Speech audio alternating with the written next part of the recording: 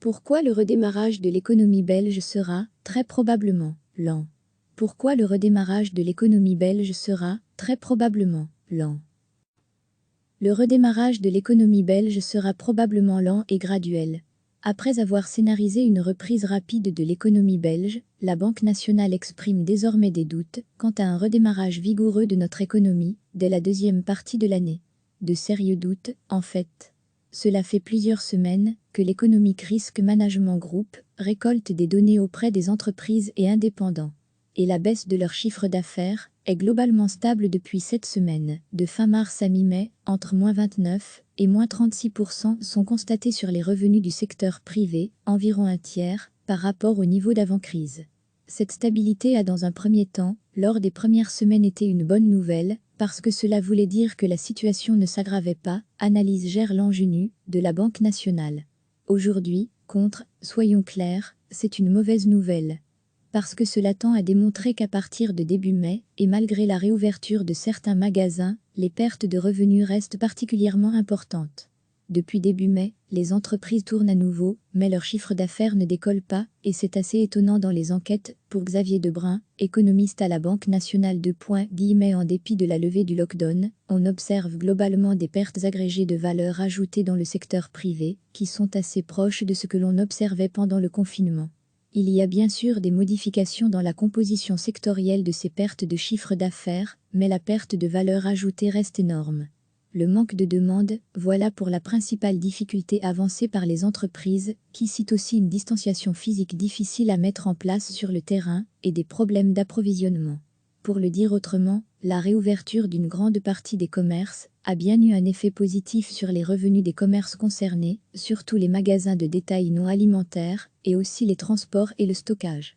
Même si les revenus du secteur privé restent globalement au même niveau, d'un tiers plus bas qu'avant la crise, une légère amélioration, mais qui reste marginale face à l'ampleur du choc, cela veut dire que d'autres secteurs, eux, continuent d'enregistrer de très faibles revenus. Ou pire, que ces revenus se creusent davantage. Cela donne à penser que, malgré le redémarrage à grande échelle, l'économie tourne toujours à très faible régime, et que la revalidation complète prendra beaucoup de temps, en déduit la Banque nationale. Éric Dor, directeur des études à l'IESE, anticipe une récession, un recul d'entre 8 et 11% du produit intérieur brut de la Belgique en 2020, et confirme qu'une reprise progressive de l'économie belge est le scénario le plus plausible à ses yeux. Et de pointer du doigt la désynchronisation des rythmes de déconfinement entre pays.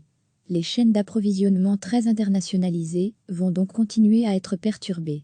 Et même si tout le monde est prêt à recommencer le travail, de nombreuses entreprises vont être confrontées à des ruptures d'approvisionnement en composants qui doivent venir d'autres pays. Et même si la consommation des ménages belges reprend, il faut bien avoir conscience qu'en fait l'économie belge dépend pour beaucoup de ce qui va se passer à l'étranger. Quoi qu'il arrive à la consommation nationale, pour Éric Dor, l'activité de beaucoup d'entreprises belges va surtout dépendre de la demande en provenance de l'étranger. Autant dire que l'incertitude est très grande. Pour l'industrie et les transports, par exemple, la demande extérieure est cruciale. Un redémarrage lent et partiel du commerce international risque bien de peser. Et pour les secteurs qui dépendent plus de la consommation belge, les mesures de sécurité à prendre sur les lieux de travail vont réduire longtemps la productivité et la demande des consommateurs va continuer à être réduite par des comportements bien compréhensibles de précaution, et il est à craindre également que de nombreuses pertes d'emplois réduisent le pouvoir d'achat des consommateurs. Selon Éric Dor, pour qui la restauration et l'hôtellerie ne pourront fonctionner que pour une fraction de leur capacité normale. Deux secteurs sont aujourd'hui manifestement en train de vaciller, la culture et l'ORCA.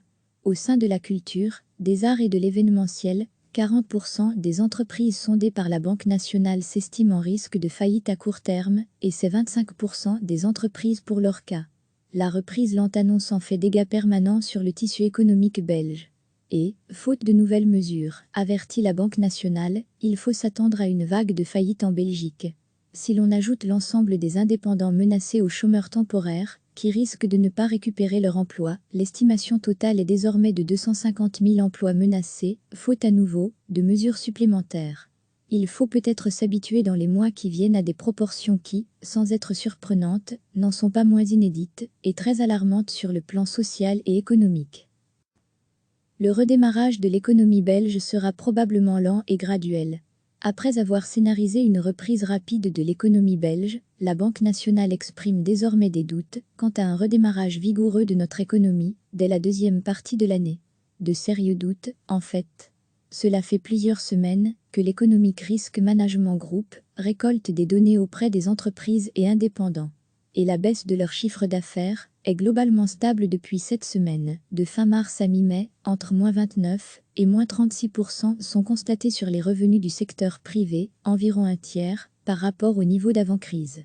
Cette stabilité a dans un premier temps, lors des premières semaines, été une bonne nouvelle, parce que cela voulait dire que la situation ne s'aggravait pas, analyse Gerland Junu, de la Banque nationale.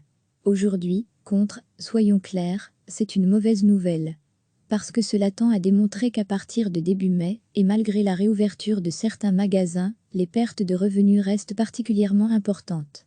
Depuis début mai, les entreprises tournent à nouveau, mais leur chiffre d'affaires ne décolle pas, et c'est assez étonnant dans les enquêtes, pour Xavier Debrun, économiste à la Banque nationale en dépit de la levée du lockdown, on observe globalement des pertes agrégées de valeur ajoutée dans le secteur privé, qui sont assez proches de ce que l'on observait pendant le confinement. Il y a bien sûr des modifications dans la composition sectorielle de ces pertes de chiffre d'affaires, mais la perte de valeur ajoutée reste énorme. Le manque de demande, voilà pour la principale difficulté avancée par les entreprises, qui citent aussi une distanciation physique difficile à mettre en place sur le terrain et des problèmes d'approvisionnement. Pour le dire autrement, la réouverture d'une grande partie des commerces a bien eu un effet positif sur les revenus des commerces concernés, surtout les magasins de détail non alimentaires, et aussi les transports et le stockage. Même si les revenus du secteur privé restent globalement au même niveau, d'un tiers plus bas qu'avant la crise, une légère amélioration, mais qui reste marginale face à l'ampleur du choc, cela veut dire que d'autres secteurs, eux, continuent d'enregistrer de très faibles revenus. Ou pire, que ces revenus se creusent davantage. Cela donne à penser que, malgré le redémarrage à grande échelle, l'économie tourne toujours à très faible régime, et que la revalidation complète prendra beaucoup de temps, en déduit la Banque nationale. Éric Dor, directeur des études à l'IESE, anticipe une récession, un recul d'entre 8 et 11% du produit intérieur brut de la Belgique en 2020, et confirme qu'une reprise progressive de l'économie belge est le scénario le plus plausible à ses yeux, et de pointer du doigt la désynchronisation des rythmes de déconfinement entre pays. Les chaînes d'approvisionnement très internationalisées vont donc continuer à être perturbées. Et même si tout le monde est prêt à recommencer le travail, de nombreuses entreprises vont être confrontées à des ruptures d'approvisionnement en composants qui doivent venir d'autres pays. Et même si la consommation des ménages belges reprend, il faut bien avoir conscience qu'en fait l'économie belge dépend pour beaucoup de ce qui va se passer à l'étranger.